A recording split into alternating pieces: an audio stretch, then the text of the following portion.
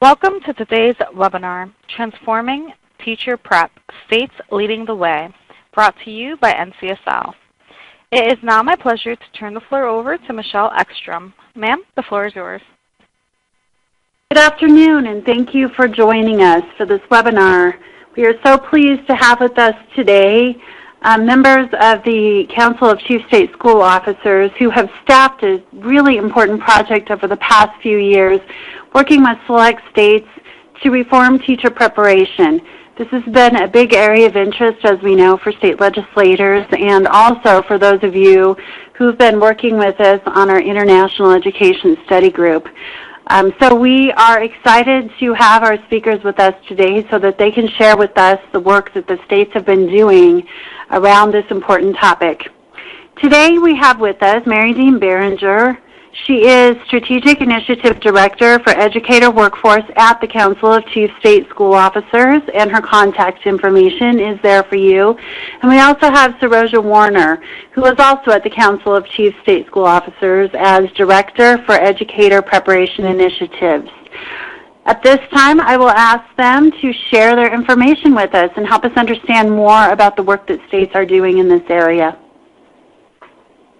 Thank you. This is Mary Dean Beringer, and I will start it off. And first of all, thanks for joining us on a Friday morning, afternoon, depending on your time zone. And I also wanted to thank this study group for this great report.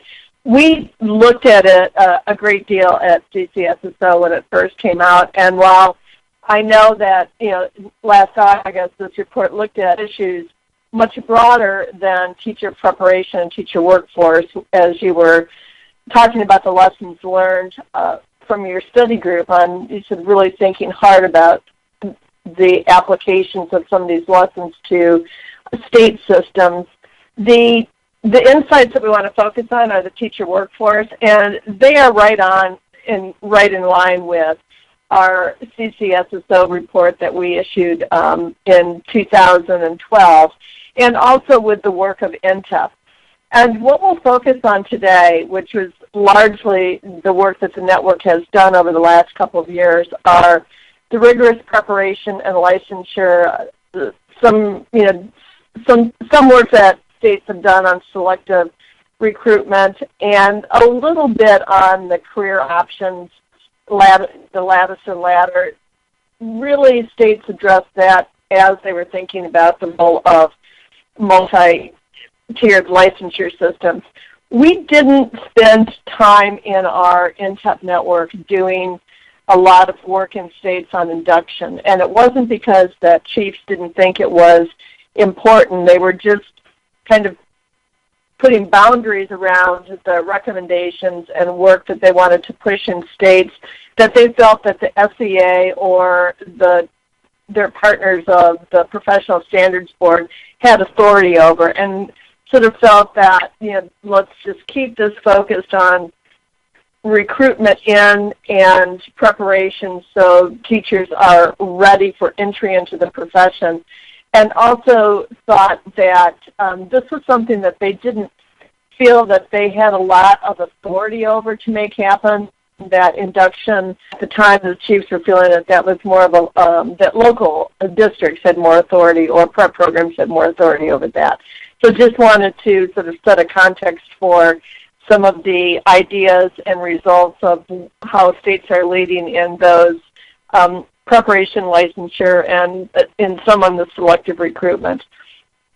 And I was also struck in rereading this report for the webinar by the advice that you had to states about how to engage in this work, which was to prioritize, build an inclusive team, to study and learn from top performers, create a shared statewide vision, start on one piece of this, work through messiness, and invest time. Those were also lessons learned from states that made success in sort of moving their systems and transforming preparation. So I think that as we even think about going forward, I was just mindful that those are sort of critical insights on what this work needs to look like and the need to really engage a lot of stakeholders to transforms them. So our Chiefs report, Our Responsibility, Our Promise, came out in December of 2012. And our former executive director, Gene Wilhoit, likes to say that when he introduced this report, it was could have been subtitled Note to Self. It was a peer-to-peer report where chiefs were really urging each other to take advantage of the authority that they had, the responsibility that they had in licensure, program approval, and data systems, so that they would make good on the promise to teachers or candidates who entered into the profession that when they graduated from a program that an educator preparation institution or provider offered, that we would say, you know, you really are going to be ready on day one for, when you are the teacher of record, to begin to advance learning for the students in your care. And it's not to say that, you know, teachers are finished, that there's not a whole lot to learn, but they've got the basic experience and content knowledge and, you know, dispositions and professional judgment to, you know what to do, make good judgments, and know where to go for help and what they need to continue to learn and do to hone their practice. In 2013, we launched what we call an Aligned Action Network model. At the time, we had 7 states. 8 states joined 2 years later. And the goal of this network was to really translate these recommendations and Our Responsibility, Our Promise into action. And we really had hoped that some of the states would take some bold action. The network model was, you know, to not just convene, but to really move policy forward, or, you know, regulations or some practice forward. We provided some national collaborators that were either offered technical assistance or they served as provocateurs. We had facilitators that sort of pushed these states and did some progress monitoring and stock takes. And we are wrapping up the end of that network and about to release a report on June 20th, Lessons Learned. And so I'm going to turn this over, Saroja, to you so you can sort of give people a sneak peek of what we learned from our network. Thanks, Mary Dean. So as Mary Dean said, the overarching goal of this Aligned Action Network called NTEP, or the Network for Transforming Ed Prep, was that the states engaged in this work would engage together to ultimately produce model policies, program designs, tools and resources that would not only be produced to guide their work and as a product of their work together, but to also inform the work in other states. And so this, as we call it internally, the playbook that we're going to be releasing next week, will really be a part of that effort to continue to scale out the success we've seen with the NTEP states. So a couple of sort of broad stroke lessons learned from our work with NTEP that I thought would be important to share before we get into some specific examples of the progress in this network. The first one listed here, almost 4 years later, we've learned that it's something that is probably taken for granted, but you really have to understand where you are before you can understand where you want to go, and particularly with our data work that we did in NTEP. Changing and updating systems requires first knowing where you are in order to get where you want to go, and states in NTEP took 2 essential steps that moved them towards being able to update their data systems. First, they often have to determine what data was collected, who was collecting it, and how it was being used. And some states discovered that important data was already collected, but because of, prohibitive policies or issues related to ownership or turf, was not being shared with preparation program providers and others who would need it the most in order to inform change for the better. Another early step that states took was to determine what data should be collected in new systems. So in doing data audits, realizing there was important information that they needed that wasn't actually being collected or being collected well. And so to guide that effort, states engaged in a number of self-audits, data audits. We partnered with teacher preparation analytics, and I'll talk a little bit more about that work with them in a minute as we're continuing to work with them. And some indicators that have, I think, been commonly accepted across the profession that are research-based, called the KEIs, the Key Effectiveness Indicators. The second lesson learned listed here is about the policy landscape. And so assessing the often complex policy and regulatory environment around EdPrep was a big essential step in their work. Authority, as Mary Dean talked about, over licensure program approval and data that sit in the state education agency and or, the professional standards boards and states, that those folks needed to be really aware of and attentive to some of the complexities amongst a variety of stakeholders, including sort of the public, private interest, and alternative prep programs in their states. And so understanding the state landscape and engaging all the necessary stakeholders has proven to be a very important early step for long-term success. Establishing the process for managing your work, Mary Dean also just mentioned about some of the progress monitoring work we did in the network. What we found really important was that the participants needed a process to guide their work, and that process included things like regular routines, accountability measures, and having clear expectations for their end products. So while there were many approaches, NTEP followed this aligned action network format for launching and sustaining the network, and it involved a number of processes and routines, all established in an MOU that was signed in the beginning by the chiefs to indicate their commitment, but also by the SHIOs in the state. The fourth one here, designating a facilitator, again, Mary Dean referenced the critical role that facilitators played in helping to move the state's work along, helping them to problem solve and engage in solution generation, bringing in resources. Our facilitators that we used with the states were really, really invaluable in sort of nudging our state teams and as well as stakeholders and partners that were part of the network. And it was really interesting because some of our, it was also a really interesting lesson in this concept of differentiating instruction outside of the K-12 classroom. And so we often found ourselves having to differentiate the kinds of support, including the kinds of facilitators that we would pair with the states to help them in their work. Some states, clearly wanted a facilitator that was going to be an active push member and hold them accountable, and others decided they just needed facilitators who were more playing a supportive coach role to help them work towards their goals.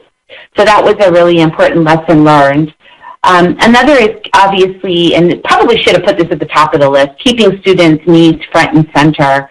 And so assuring that in all of the work we were doing, it's so easy, I think, to get lost in, policy speak and edu speak, and lose sight of, who are ultimately our constituents are that we're trying to serve, and that's children and their families. And so constantly reminding ourselves to respond to the question in our work, what do teachers need to do to advance learning from day one in the classroom?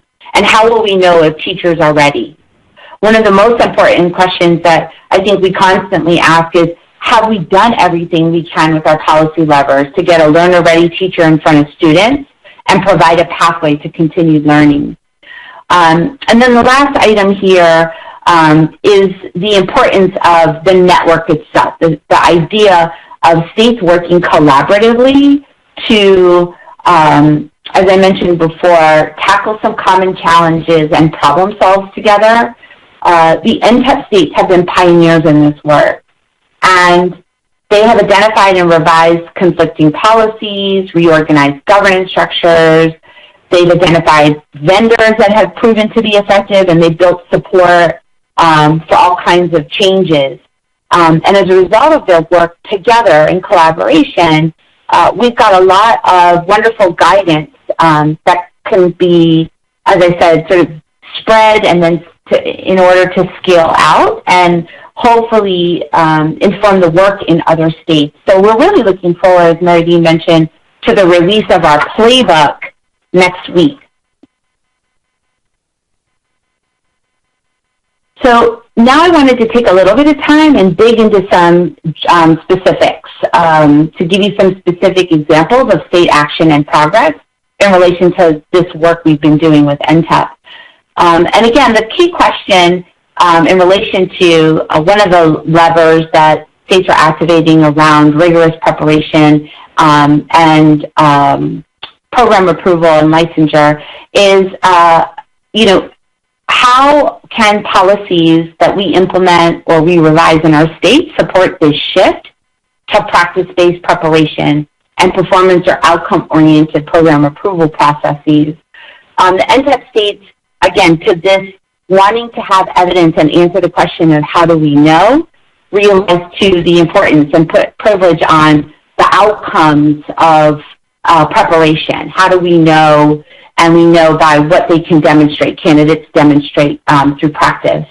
Massachusetts is one of our leading states in the network, and early on, as a member of this cohort 1 that joined the network in 2013, they created a system to review teacher ed programs that holds the programs accountable for outcomes and promotes continuous improvement through the use of data to evaluate results and make adjustments.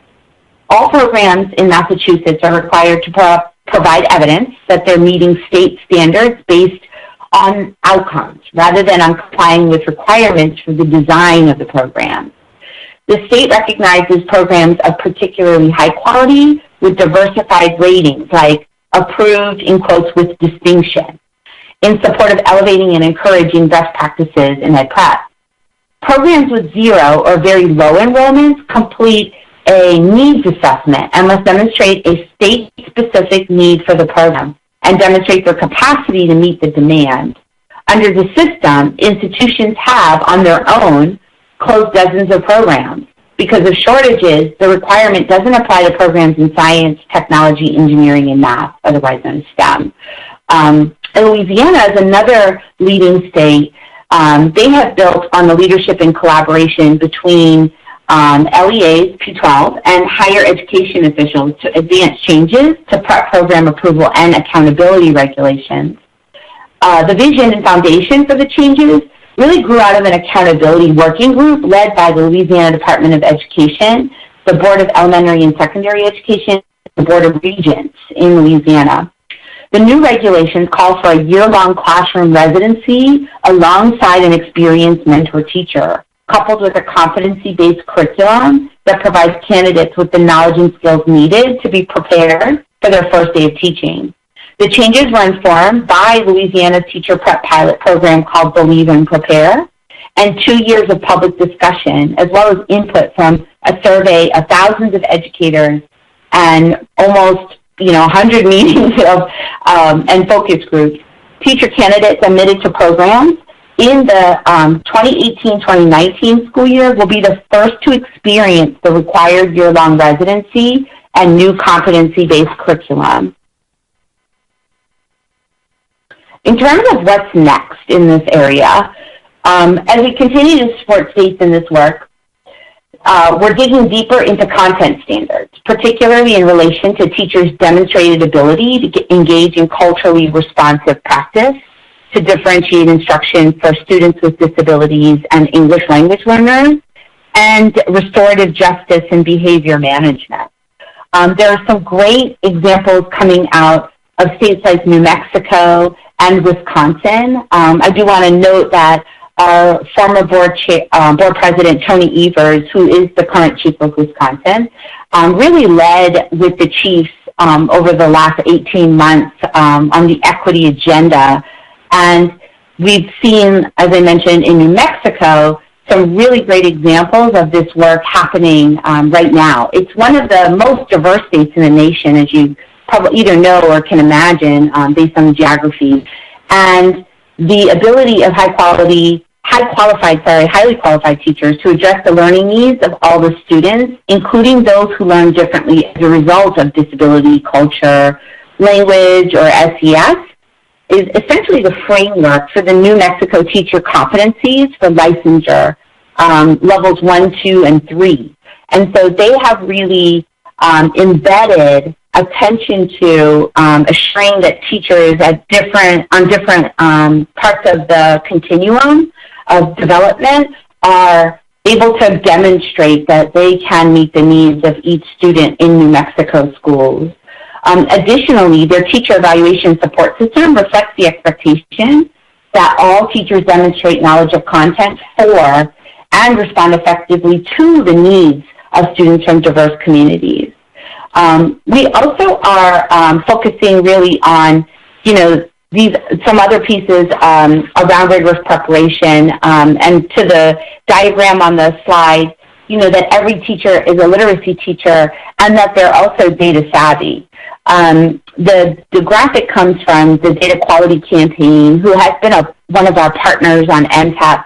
And if you haven't seen this infographic before, it's really a great way to sort of visually represent the importance of data in a teacher's work, just sort of on a daily basis. This is Boland's Data-Rich Year, and they've done one too for school leaders. I can't remember the name of that principle that they use, but this is, again, another focus for our work moving forward. And so data systems, the work we've been doing with NTAP, we've had some great partners in teacher preparation analytics, TPA, and the New Teacher Project, TNTP. They have been real great thought partners and been able to bring some good expertise to help us work with our states and NTAP to develop teacher prep data systems that go beyond accountability and are really useful to inform continuous improvement of preparation. In 2014, TPA was commissioned by CAPE, many of you are familiar with the Council for the Assessment of Educator Preparation, to write a report I think it was called Building an Evidence-Based System for Teacher Prep, is the name, and we're happy to follow up with everyone and send copies of anything that's referenced here or links to them. But in that report, they essentially highlight these key effectiveness indicators, sort of the beginnings of identifying some common measures or indicators for understanding how well a teacher prep program is performing. One of the things that TPA really made salient in the paper at that time was that since the individual states have this authority to approve prep programs, and the fact that there are these differences between states and their policies and commitments, that it was more important than ever that we do look for some common measures that are research-based, that we have consensus around in order to truly understand sort of nationally how our prep programs are performing. And so it was out of all of that consideration that these key effectiveness indicators were born. In 2016, and you can see the cover of that paper there to the left, CCSSO commissioned TPA to, using those key effectiveness indicators, hold up them to what the states were collecting in their data systems and do a sort of policy scan in order to better understand, the status, sort of where are states. Findings from this report indicate that more than half of states do indeed have a formal system for collecting teacher prep data either annually or biennially related to their review of those programs and subsequent approval. And that those half of states also do use that information to support some sort of continuous improvement process. But they also found that a number of states do not review all route programs. So those programs that are not housed sort of traditionally in an institution of higher education. In many states, data are reported only at the educator preparation provider level. So, for example, the university or the entire, if it's a TSA program, the entire program, which makes it really challenging to use that data that's being collected to make any sort of, inform any sort of improvements in a specific unit or program. All this crazy speak in ed prep, I apologize. But so if you have the data, say, on the University of Maryland College Park and how they're performing, it doesn't really help you understand how well they're preparing science teachers or elementary English language arts teachers, if you understand where I'm coming from now. And so that is some of what they found out are some of the challenges. Although there are 15 to 20 states that employ many of the program performance measures recommended by TPA, there are many more states that are employing far fewer. And so even in states that are further ahead, they are still, we're still finding that there are some deficiencies or limitations in terms of how well the data can actually be used to inform improvement. So we're continuing to work with TPA and drawing on those findings to help not just states in the network, but all states to get better. And so to that idea of getting better, you'll see the cover of another report that we worked with TNCP on that came out this spring called Getting to Better Prep. What that paper does is really highlight some intensive work with 6 states that we did. Those 6 states are Illinois, New Jersey, Rhode Island, Delaware, Massachusetts, and Louisiana. And it essentially highlights the lessons learned from that group in continuing to work on some common measures and getting at that program level, being able to take data to really improve the quality of the supply of teachers in any particular, subject area that they're preparing them for. So we're really excited about some of this work we've been doing with these excellent partners and work we're going to continue to do with them.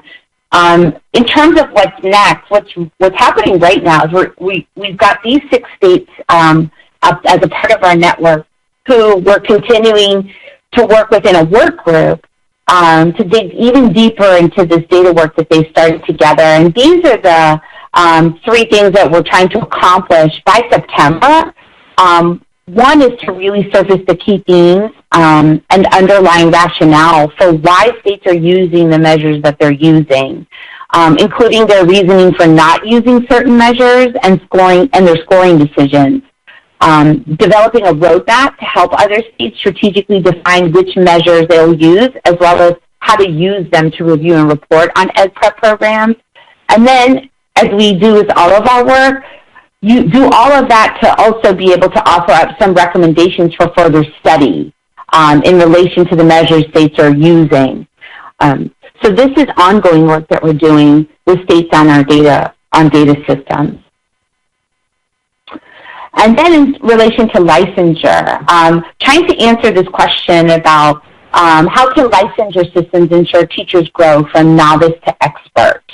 And how can they be refined for greater efficiency and to support the mobility of teachers, not just across states, but also across sort of grade bands and different disciplines.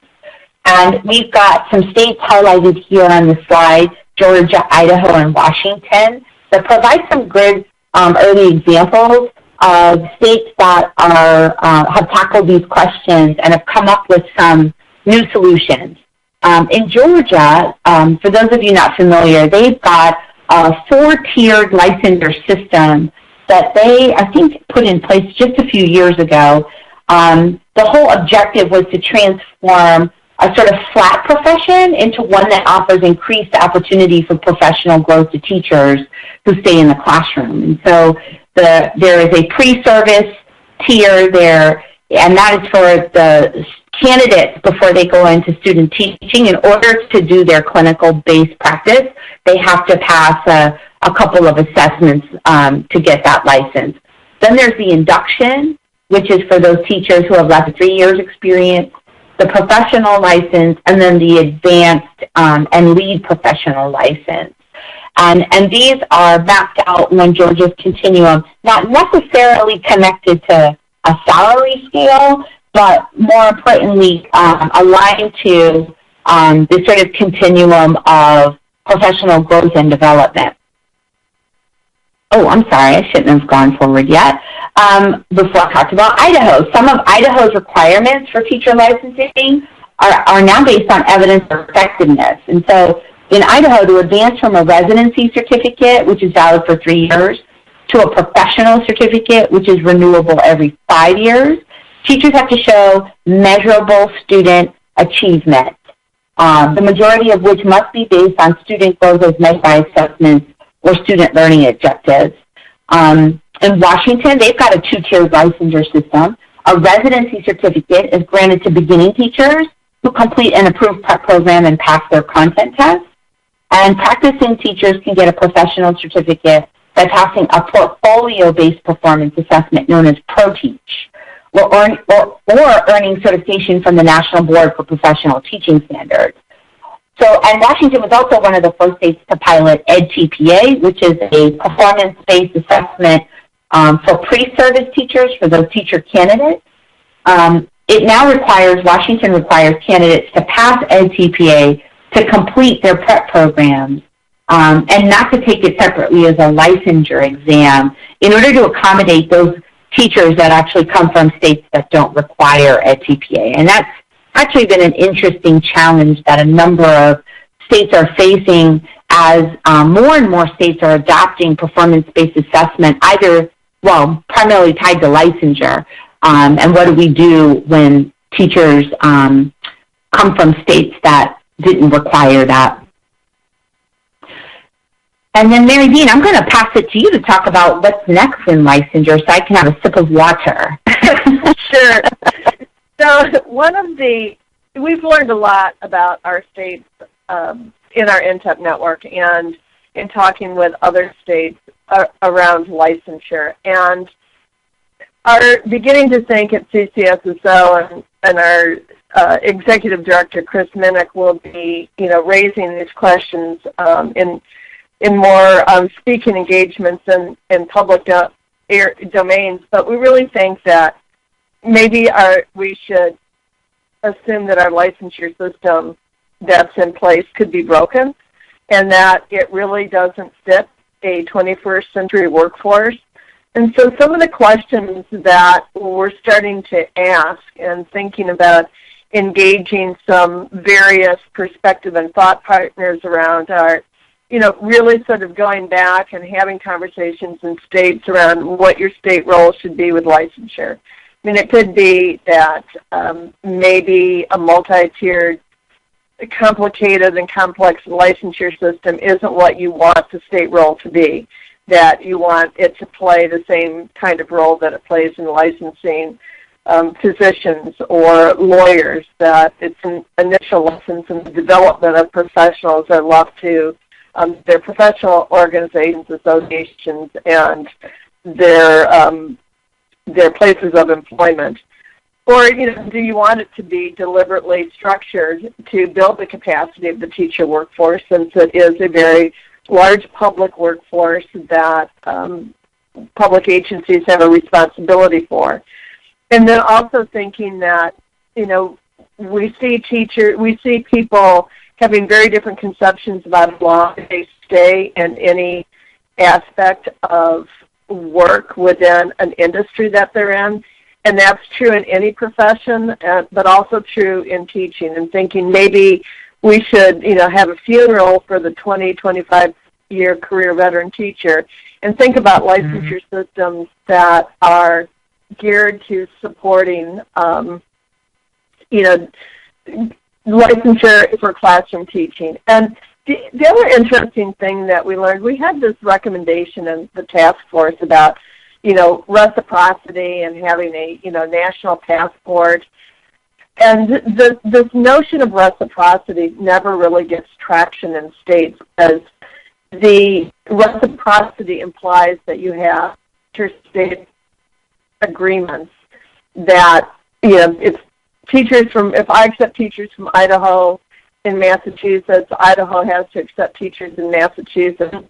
The mobility is really regional, and where the mobility seems to be more constricting for hiring districts is, as Saroja mentioned, in grade span. So you've got a K-8 license, and you may have a teacher who has strong endorsements in mathematics, but you can't place her in a 9th grade mathematics class without getting a different kind of certificate. So really sort of thinking about, how can a licensure system work in different ways to get the quality that you need and the expertise that you need within the district and within grades. And there's a lot of interest in micro-credentials, and states beginning to think, how could that be part of a redesigned licensure system? It's really new. There's a lot of, to use them in licensure where you're making decisions about hiring and where you can practice, puts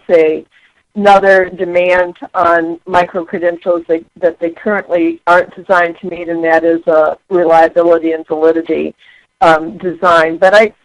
So I just think, actually Michelle and I were talking in preparation for this, and I was saying these are some of the questions that we're trying to think really hard about.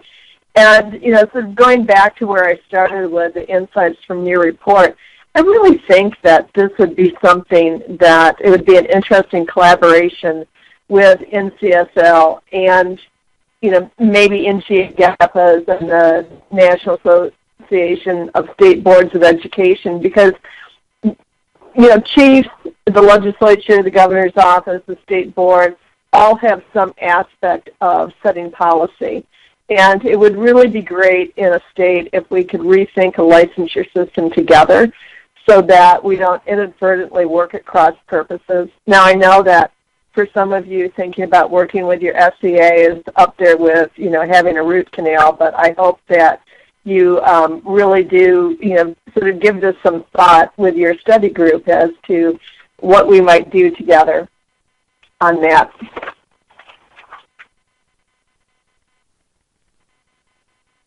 Saroja, do you want to start out with the sort of the way that the states have addressed the selective recruitment insight that was in the NCSL report, and then I can kind of wrap up again on how we're sort of thinking about some of this too. Sure. So in New Mexico, is this the right slide that we're on here? Yes, I think so. In New Mexico, they have done some great work around diversifying their teacher workforce, which is a big priority in a number of states. But as I mentioned earlier, New Mexico has this very diverse context. And so one strategy that they've been having some success with, again, a number of states, but we came to learn about Educator's rising work in New Mexico to create these high school teacher academies specifically aimed at Black and Latino students. And I don't have the data in front of me, but they are reporting some significant numbers in terms of students coming out of those teacher academy programs and entering teacher prep. It's sort of exciting development, I think, in terms of the larger conversation around teacher shortages, but also this conversation about recruiting a more diverse teacher workforce for the future.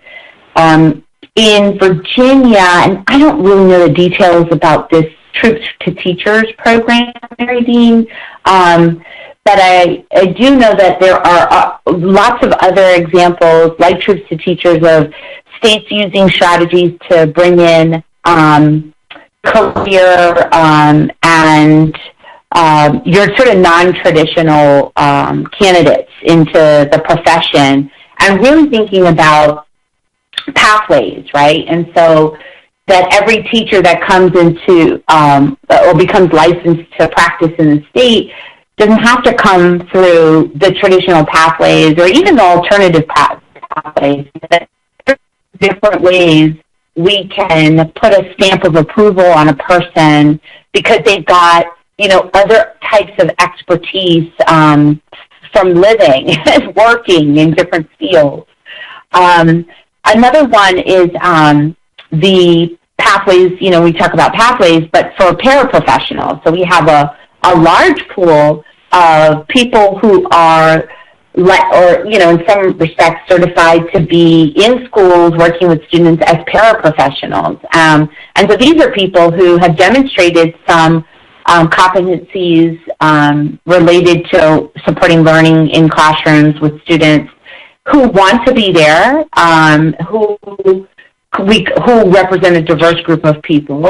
And so states like Arkansas are thinking about those pathways. How do we open up and how do we get flexible with these licensing structures in a way that preserves quality, maintains a high bar for quality, but is adaptable for different circumstances so that we can increase the pool of effective teachers that our students have access to.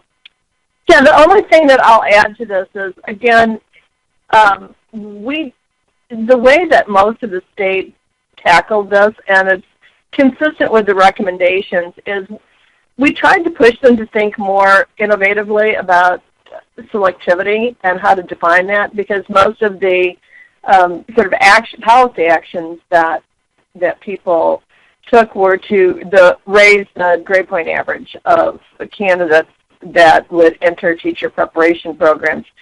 And the interesting thing about that is when you look at other professions, there is absolutely no statistical correlation between economic productivity or, kind of the net worth or the success factor income. And that's in medical, legal, MBAs, and SATs or your class rank or your GPA in college. And I think one of the most interesting statistics is some research out of Boston that looked at 700 millionaires and their average GPA was 2.9. When asked, when they were surveyed and said, what were your high school teachers' comments about you? And most of them said, well, I'm likely to be voted most dependable. Several, in the survey responses were that their teachers didn't expect much of them at all. Didn't think that they, didn't encourage them to go into any of the professional careers. So I think, we need to just think twice about, jumping to something that feels publicly credible but may not get to the outcome that we want. I think another interesting study is that SAS and the University of North Carolina system, so it's 17 campuses, they really looked at this question of, are we really taking our students that graduate as teachers really coming from the bottom quartile of the students that we accept? So they looked, they've got a great database in North Carolina, and they looked at their graduates on 3 measures. So, and these are graduates that were from teacher preparation, from pre-med, law, business degrees, and, did the teachers they graduate have a lower high school grade point average than the others? No, some of them, in some campuses, the teachers had a higher high school grade point average. Same with SATs. There was no difference. Sometimes the teachers were higher, but nowhere was it lower. And then they looked at college GPA, and there was no difference between teachers and the other graduates going into other professions. So this, kind of myth of that we're, recruiting from the bottom quartile, just deserves, a closer look. I mean, it may not be as valid as it once was 20 years ago. So we've really started to think hard about, what would selectivity look like? And maybe it's, and this is where I think you get to the Virginia Troops for Teachers model, maybe it's leadership in other professions for the mid-career and early retirees. Maybe we take a play from the Teach for America playbook and really think about dispositions and experiences that create perseverance and some of the characteristics and behaviors and skills that people associate with effective teaching. I think for many of our schools, we value teachers that have cultural competency and are able to engage in culturally responsive teaching. And I think that content is far easier to teach than some of those skills. So maybe we value in selectivity people who have that body of knowledge going into teaching. And with these promising high school career pathways, treating teaching as a career pathway in some of the career and tech schools, or with some of the programs Ferocia mentioned, you could ask for high school students to show a portfolio of micro-teaching and the successes they had, and privilege that as much as you would a GPA or an SAT score. So this, again, is another area where I think it's fraught for innovation and good conversations and thinking together around selectivity that results in a diverse workforce, but a high-quality workforce. So I think that we could stop and take some questions. I've been looking at the chat box. We don't have a lot there, but Michelle, if you want to do a call for questions and moderate Sure. that? Yeah, just a reminder to please type your questions into the chat box. This is also helpful because we have a running record of what these questions are and what their answers are. So this is helpful for those who weren't able to join us for the live webinar, who will be going back and revisiting this as well. So please feel free to type those questions in. But in the meantime, I have a couple of questions myself. You mentioned that there are a number of states doing some interesting things, and we always very much appreciate it when you draw out specific examples for us. I'm wondering if there is one or two states that you can point us to who you think are really making a good clip and making a good run at sort of putting all these pieces together and fitting it within the broader context of what they're trying to do more broadly around education. Ferocia, do you want to take a first crack at that? We might come up with a different list, but I think that'd be Yeah, that's a hard question to ask because I feel like I don't know a lot about all states, so I would hate to sort of call out a valedictorian, so to say, among states in this work, because I'm really tunnel visioned around our NTEP states, having worked so closely with them for the last few years. So I would call out places like Louisiana and probably like California. I think they're doing some really good work too. California just implemented last year these teacher performance effectiveness measures, and currently all of their EdPrep programs, regardless of type, are implementing them in curriculum. And they've also launched these data dashboards, these workforce dashboards, and so there's just really a lot of momentum there in that state among EdPrep providers and the agencies that sort of have oversight and can provide some support to them to get this right. And that's also a state that's been using performance assessment tied to approval of programs and licensure for over a decade, I think 15 years now.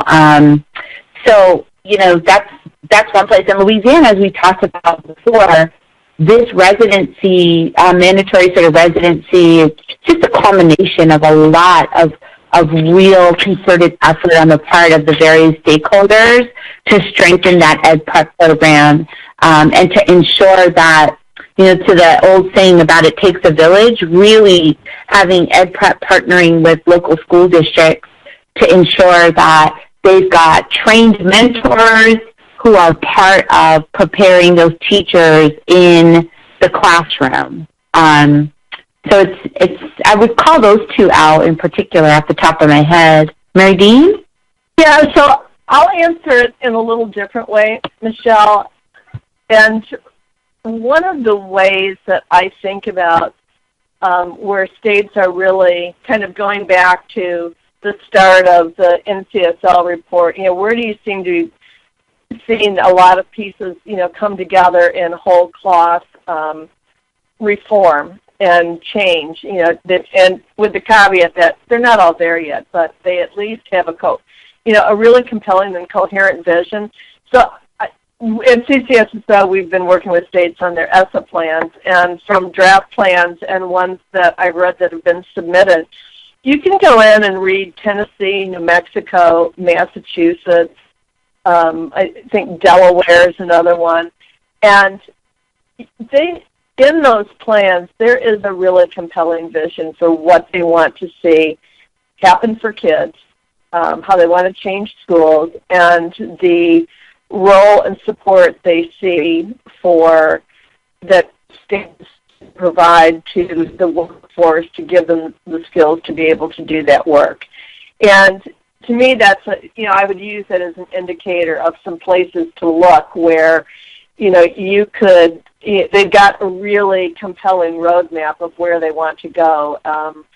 There's a lot of bumps in the journey to get there, but I would look to those places. And I'm just seeing New Mexico's teacher licensure system is the current subject of 2 lawsuits. Yes, that is true. Yes, that was actually my next question that I was going to mention.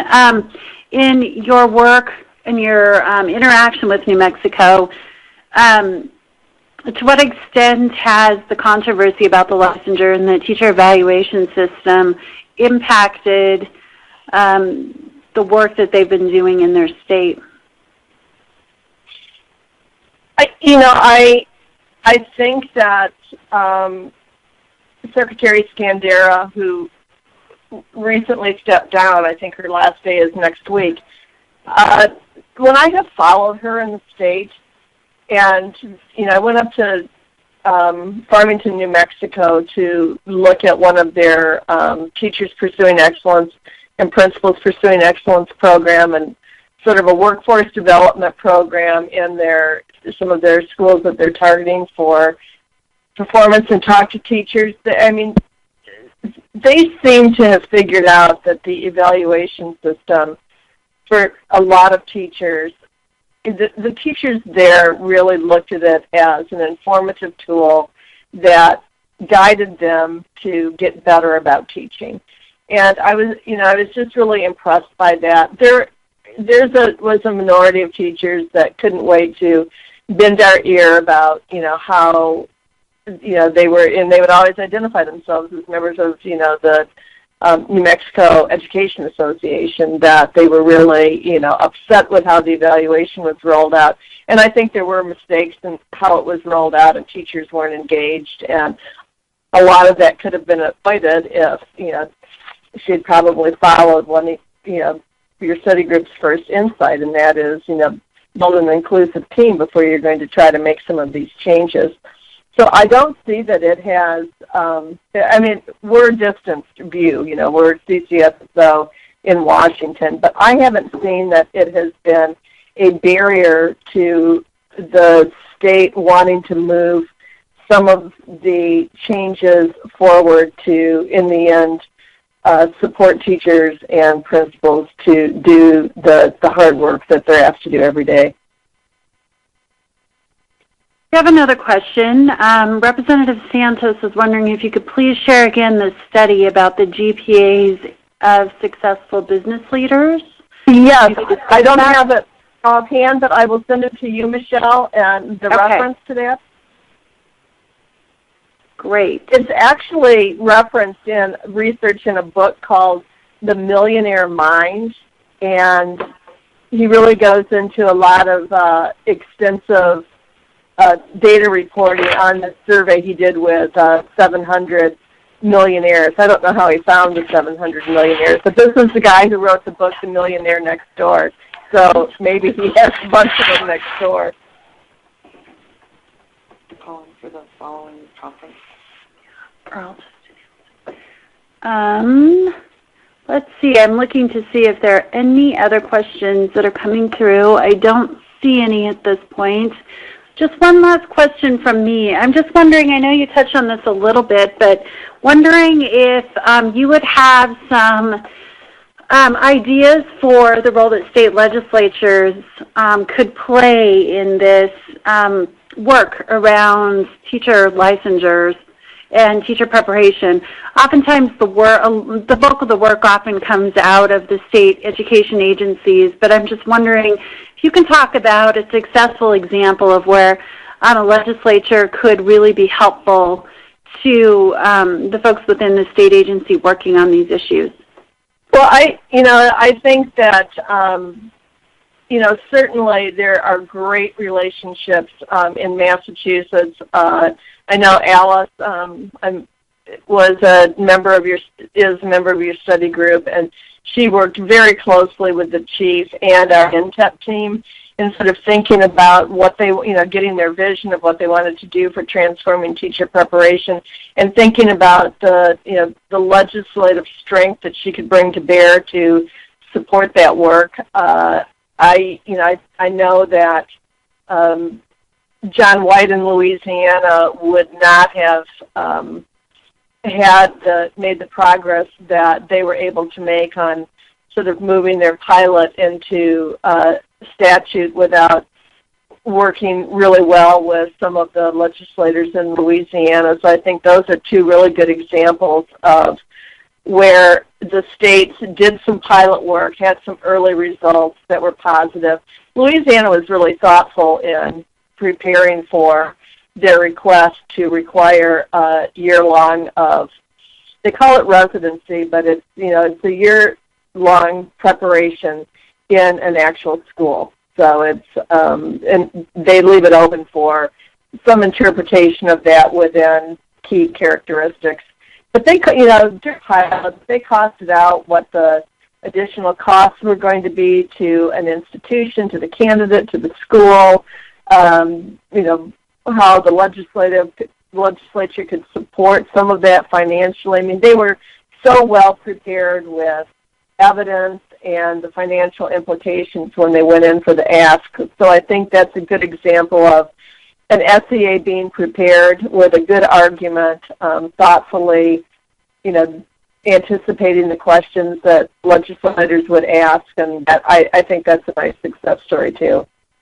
But I was serious when I said I think that if we do sort of think about having this conversation about rethinking licensure, I don't think that can successfully be done without engaging state legislators in that, so we can, mutually understand issues and the vision that we're trying to solve through licensure of teachers. I completely agree, and we would love to pursue that. Thank you so much.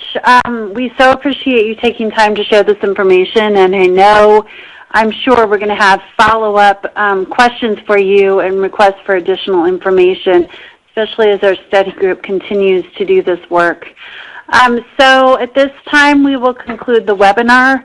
For our International Education Study Group members who have joined us, you will see in the chat box the phone number for you to now call to continue our conversation and debrief. It's 866-865-4135. That will get you into NCSL's conference calling center, and then the identification code for the call is 856-1564. Thank you, and we will look forward to talking with you more about this, Mary Dean and Saroja. Thank you. Thank you. We really enjoyed it.